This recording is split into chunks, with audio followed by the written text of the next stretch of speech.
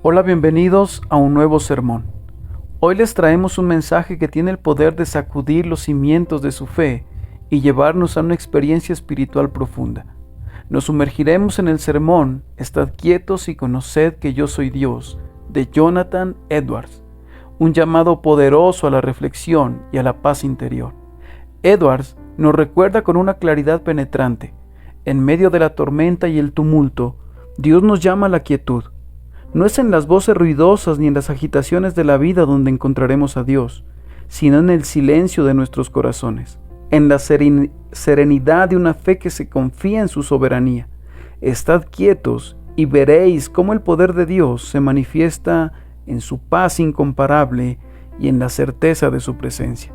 Así que prepárate para un momento de revelación y calma que transformará nuestro entendimiento de la presencia divina. No te lo pierdas, acompáñanos y descubramos juntos cómo encontrar a Dios en el silencio y la serenidad que solo Él puede ofrecer. Bienvenidos.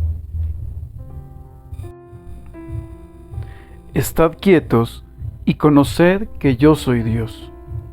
Salmos 46, versículo 10, por Jonathan Edwards. Este salmo suena como un himno de la iglesia en tiempos de grandes convulsiones y desolaciones en el mundo. Es por eso que la iglesia se gloría en Dios como su amparo, su fortaleza y su pronto auxilio, aun en tiempos de las mayores tribulaciones y dificultades. Dios es nuestro amparo y fortaleza, nuestro pronto auxilio en las tribulaciones. Por tanto, no temeremos, aunque la tierra sea removida y se traspasen los montes al corazón del mar, aunque bramen y borboteen sus aguas, y tiemblen los montes a causa de su ímpetu. Versículos 1, 2 y 3. La iglesia se enorgullece en Dios, no solo por ser Él su ayudador, que la defiende cuando el resto del mundo se ve envuelto en desgracias y catástrofes, sino porque, como río refrescante, le da aliento y gozo, aun en medio de la calamidad pública. Hay un río cuyas corrientes alegran la ciudad de Dios, el santuario de las moradas del Altísimo. Dios está en medio de ella, no será conmovida. Dios la ayudará al clarear la mañana. Versículos 4 y versículo 5.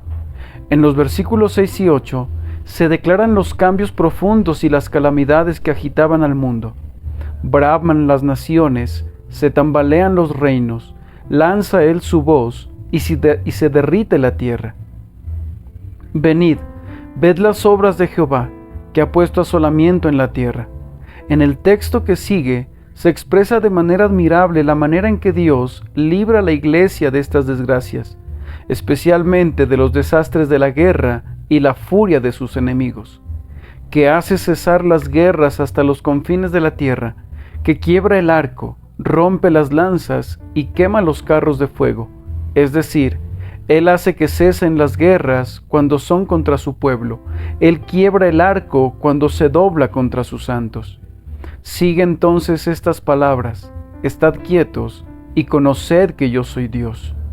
La soberanía de Dios se manifiesta en sus grandes obras, las cuales aparecen descritas en los versículos anteriores.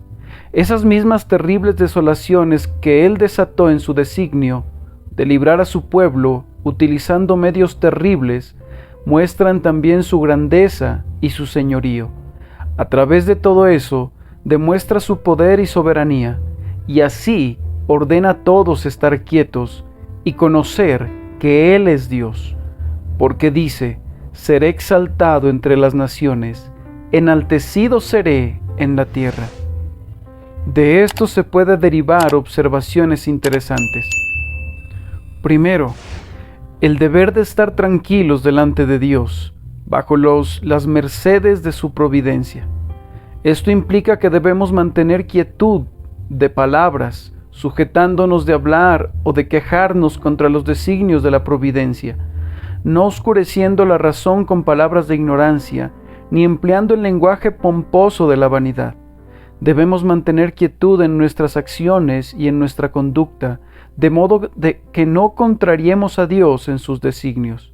Y en lo tocante a la disposición interior de nuestros corazones, hemos de cultivar la calma y una serena sumisión de espíritu a la soberanía y a la soberana voluntad de Dios, cualquiera que ésta sea. Segundo, podemos tener en cuenta el fundamento de este deber, esto es, la divinidad de Dios. El hecho de ser Dios es razón de sobra para que debamos estar quietos delante de Él, sin murmurar en lo más mínimo, sin objetar, sin oposición, sino tranquilamente y con humildad, sometiéndonos a Él. ¿Cómo hemos de cumplir este deber de estar quietos delante de Dios? Sencillamente con un sentido de su divinidad, comprendiendo que el fundamento de ese deber es el conocimiento de que Él es Dios. Nuestra sumisión es la que corresponde a seres racionales. Dios no requiere que nos sometamos a Él a contrapelo de lo razonable, sino que como viendo la razón y el fundamento de hacerlo así.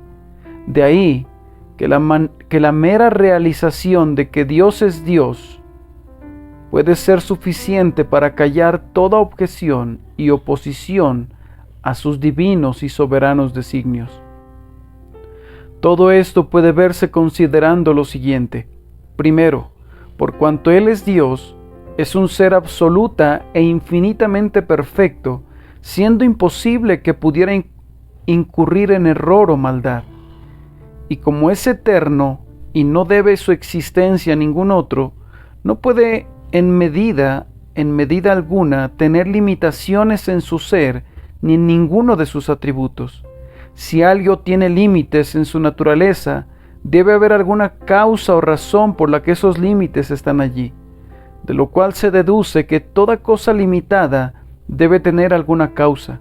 Por lo tanto, aquello que no tenga causa tiene que ser ilimitado. Las obras de Dios demuestran con toda evidencia que su sabiduría y su poder son infinitos. Pues ¿quién hizo todas las cosas de la nada, que las sustenta, gobierna y maneja en todo momento y en todas las edades sin cansarse, tiene que poseer un poder infinito? Tiene asimismo que ser infinito en el conocimiento, porque si Él hizo todas las cosas y sin cesar las sustenta y gobierna todas, se sigue que Él continuamente y de una sola mirada ve y conoce a la perfección todas las cosas, así las grandes como las pequeñas. Lo cual no es posible sin un conocimiento infinito. Siendo pues infinito en conocimiento y poder, Dios tiene que ser también perfectamente santo. La falta de santidad supone siempre defecto y pobreza de visión. Donde no hay oscuridad ni engaño, no puede faltar la santidad. Es imposible que la maldad pueda coexistir con la infinita luz. Dios, siendo infinito en poder y conocimiento, tiene que ser totalmente autosuficiente. Es por lo tanto imposible que Él pueda caer en cualquier tentación o cometer alguna falta. No hay motivo por el cual pueda incurrir en nada semejante. Siempre que alguien es tentado a ceder a lo incorrecto, es por fines egoístas. Entonces, ¿cómo podría un ser todopoderoso que no necesita de nada ser tentado a hacer algo malo por fines egoístas? Es pues imposible que Dios, que es esencialmente santo, pudiera en ningún sentido incurrir en el mal. Segundo, por el hecho de ser Dios, Él es tan grande que está infinitamente más allá de toda comprensión. Por tanto, es irrazonable de nuestra parte pretender juzgar sus decisiones, ya que las mismas son misteriosas. Si fuera un ser al cual nosotros pudiéramos comprender, no sería Dios. Sería irrazonable suponer nada más allá del hecho de que hay muchas cosas en la naturaleza de Dios, así como en sus obras y gobierno, que son para nosotros un misterio que jamás podremos discernir. ¿Qué somos y qué idea tenemos de nosotros mismos si esperamos que Dios y sus designios puedan estar al nivel de nuestro entendimiento? Somos infinitamente incapaces de tal cosa como comprender a Dios. Para nosotros sería menos irrazonable concebir que una cáscara de nuez pudiera contener al océano. Dice en Job 11, versículo 7, ¿descubrirás tú las profundidades de Dios? ¿Alcanzarás el límite de la perfección del Todopoderoso? Es más alta que los cielos. ¿Qué harás? Es más profunda que el Seol. ¿Cómo la conocerás? Su dimensión es más extensa que la tierra y más ancha que el mar. Si pudiéramos tener sentido de la distancia que existe entre Dios y nosotros, entenderíamos lo razonable de la interrogación del apóstol Pablo en Romanos 9, versículo 20. Oh hombre, ¿quién eres tú para que alterques con Dios? Si creemos encontrarle faltas al gobierno de Dios, estamos virtualmente suponiéndonos capaces de ser sus consejeros, cuando en realidad, más bien, nos convendría, con gran humildad y adoración, clamar con el apóstol, Romanos 11, versículo 33. Oh profundidad de las riquezas de la sabiduría y del conocimiento de Dios, cuán inescrutables son sus juicios e insondables son sus caminos. Porque, ¿quién penetró en el pensamiento del Señor? ¿O quién fue su consejero? ¿O quién le dio a él primero para que le fuese recompensado? Porque de él y por él y para él son todas las cosas, a él sea la gloria por los siglos de los siglos. Si hubiera niños que alzaran la voz para criticar a los cuerpos legislativos de su país, o para poner en tela de juicio las decisiones del Poder Ejecutivo, ¿no se estimaría que se estaban entrometiendo en cosas demasiado elevadas para ellos? ¿Y qué somos nosotros sino bebés? Pues nuestra inteligencias son infinitamente menores que la de los bebés en comparación con la sabiduría de Dios. Lo sensato para nosotros es tener esto en cuenta y ajustar a ello nuestra conducta. Dice en el Salmo 131, versículos 1 y 2, Jehová, no está envanecido mi corazón, ni mis ojos son altivos. No ando tras grandezas, ni tras cosas demasiado sublimes para mí, sino que me he calmado y ha callado mi alma como un niño destetado de su madre. Esta sola comprensión de la infinita distancia entre Dios y nosotros, y entre el entendimiento de Dios y el nuestro, debería ser suficiente para callarnos y para acatar con serenidad todo lo que Dios hace, no importa cuán ininteligible o misterioso nos parezca. Ni tampoco tenemos derecho alguno a esperar que Dios nos explique en particular la razón de sus actos o sus designios. Está más que justificado que Dios no nos dé a nosotros, gusanos del polvo que somos, razón de sus asuntos, que así podamos captar la distancia que nos separe de Él y le adoremos y nos sometamos a Él en humildad y reverencia. Podemos ver a este respecto porque cuando Job padecía sufriendo por designio divino crueles penalidades, Dios le respondió no explicándole las razones de su misteriosa providencia, sino haciéndole ver su condición de miserable gusano, de nada, y cuán lejos estaba él de la altura de Dios. Esta actitud divina estaba más en consonancia con Dios que haber entrado en algún debate con Job o haberle revelado el misterio de sus dificultades. Y para Job fue bueno someterse a Dios en aquellas cosas que no podía entender, a lo cual quiso traerle la respuesta divina.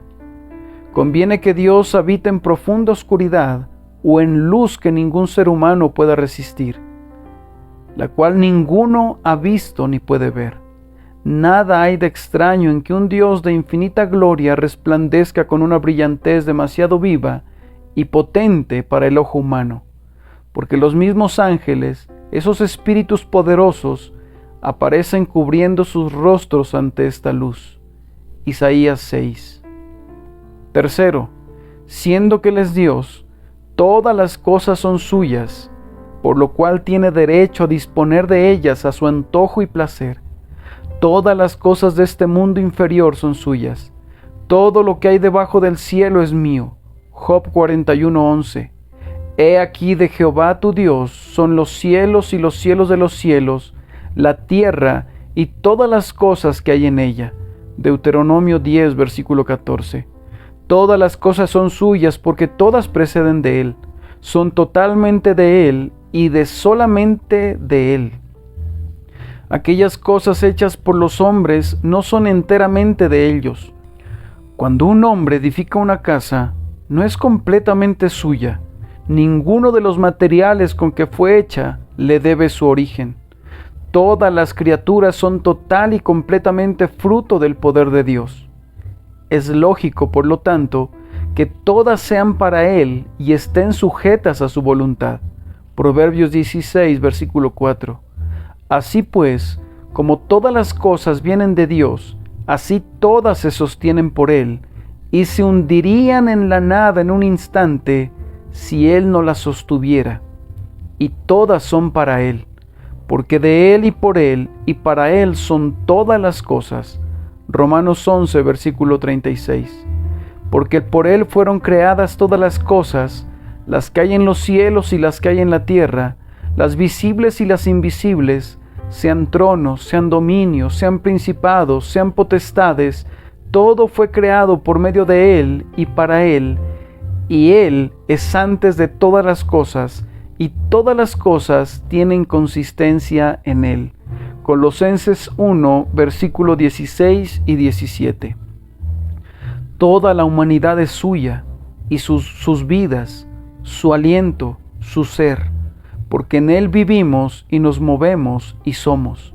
Nuestras almas y nuestras capacidades le pertenecen. He aquí que todas las almas son mías, como el alma del Padre, así el alma del Hijo es mía. Ezequiel 18, versículo 4. Cuarto, como quiera que Él es Dios, es digno de ser soberano sobre todas las cosas. A veces los hombres poseen más de lo que son dignos de poseer, pero Dios es no solamente dueño de todo el universo, siendo que todo procede y depende de Él, sino que tal es su perfección, la excelencia y dignidad de su naturaleza, que es digno de ser soberano por sobre todo. Nadie deberá osar oponerse a que Dios ejerza la soberanía del universo como si no fuera digno de ello, pues el ser soberano absoluto del universo no es gloria ni honor demasiado grandes para Él. Todas las cosas en el cielo y en la tierra, ángeles y hombres, son nada en comparación con Él. Todas son como la gota de agua en el balde o como el grano de arena en la playa. Es así adecuado que cada cosa esté en sus manos, para que Él disponga según le plazca. Su voluntad y su deseo son de infinitamente mayor importancia que los de las criaturas. Es correcto que su voluntad se cumpla, aunque fuere contraria a la de todos los demás seres, que Él haga de sí mismo su propio fin y que disponga todas las cosas para sí. Dios está dotado de tales perfecciones y excelencias que tiene título a ser el soberano absoluto del mundo.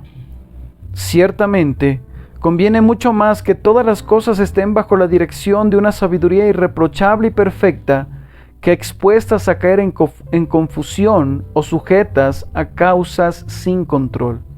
Más aún, no es bueno que ningún negocio dentro del gobierno de Dios pueda quedar sin la dirección de su sabia providencia, muy especialmente aquellas cosas de mayor importancia.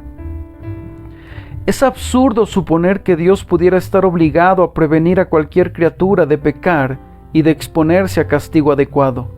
De ser así, resultaría que no puede haber tal cosa como un gobierno moral de Dios sobre individuos razonables, y sería arbitrario para Dios dar mandamientos, ya que Él mismo sería la parte comprometida a observar la conducta y estaría fuera de lugar las promesas o las amenazas.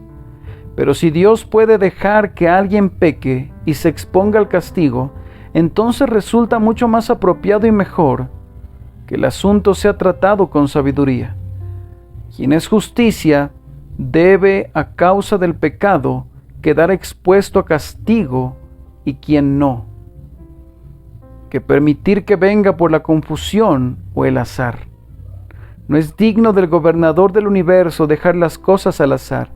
Lo natural para Él es gobernar todas las cosas por medio de sabiduría. Y así como Dios posee sabiduría que lo autoriza para ser soberano, así también tiene el poder que lo capacita para ejecutar lo que aconseja la sabiduría. Más aún, Él es esencial e invariablemente santo y justo, e infinitamente bueno, por lo que está perfectamente calificado para gobernar el mundo de la mejor manera posible.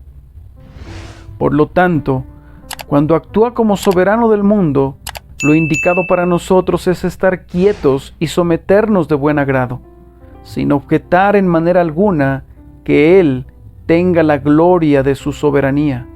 Por el contrario, conscientes de su dignidad, reconocerla con gozo, diciendo: Tuyo es el reino y el poder y la gloria por todos los siglos, y repetir con aquellos en Apocalipsis 5, versículo 13, al que está sentado en el trono, sea la alabanza, el honor, la gloria y el dominio. Quinto, por cuanto Él es Dios, será soberano y actuará como tal. Él se sienta en el trono de su soberanía y su reino rige sobre todos. En su soberano poder y dominio será exaltado, como Él mismo declara: seré exaltado entre las naciones, enaltecido seré en la tierra. Él hará saber a todos que es el supremo Señor de toda la tierra. Él efectúa su voluntad entre las huestes del cielo y entre los habitantes de la tierra, y nadie puede detener su mano. No puede haber tal cosa como frustrar, entorpecer o invalidar sus designios, pues Él es grande en el pensamiento y maravilloso en la acción. Su consejo prevalecerá y Él hará todo lo que le plazca. No hay sabiduría, ni inteligencia, ni talento que pueda ir contra el Señor. Cualquier cosa que Él quiera hacer será para siempre. Nada le será añadido ni quitado. Cuando Él actúe, ¿quién le opondrá reparos? Él puede, si quiere, hacer trizas a sus enemigos. Si los hombres se juntan contra Él para estorbar u oponerse a sus designios, Él quiebra el arco, rompe las lanzas y quema los carros en el fuego. Él mata y hace vivir, derriba y levanta, todo según el consejo de su voluntad. Dice en Isaías 45, versículo del 6 al 7, para que se sepa desde el nacimiento del sol y hasta donde se pone, que no hay más que yo soy Jehová, y ninguno más que yo, que formo la luz y creo las tinieblas, que hago la paz y creo la adversidad. Yo soy Jehová, el que hago todo esto. Ni los eminentes ni los ricos, ni los sabios pueden impedir o torcer la voluntad de Dios. Él despacha decepcionados a los doctos y no rinde pleitesía a los aristócratas, ni concede privilegio a los ricos sobre los pobres. Hay muchos subterfugios en el corazón humano, pero el consejo del Señor y los pensamientos de su corazón permanecerán a través de todas las generaciones. Cuando Él concede paz, ¿quién puede crear problemas? Y si oculta su rostro, ¿quién puede contemplarlo? Lo que Él derriba no puede ser reconstruido, y al que silencie, así se queda. Cuando Él se proponga algo, ¿quién se lo estorbará? Y cuando extiende su mano, ¿quién hará que la recoja? No hay, por lo tanto, manera de impedir a Dios ser soberano, ni que actúe como tal. De quien requiere tiene compasión, y al que quiere endurecer, endurece. Romanos 9, versículo 18. Él tiene las llaves del infierno y de la muerte. Abre, y no hay quien cierre.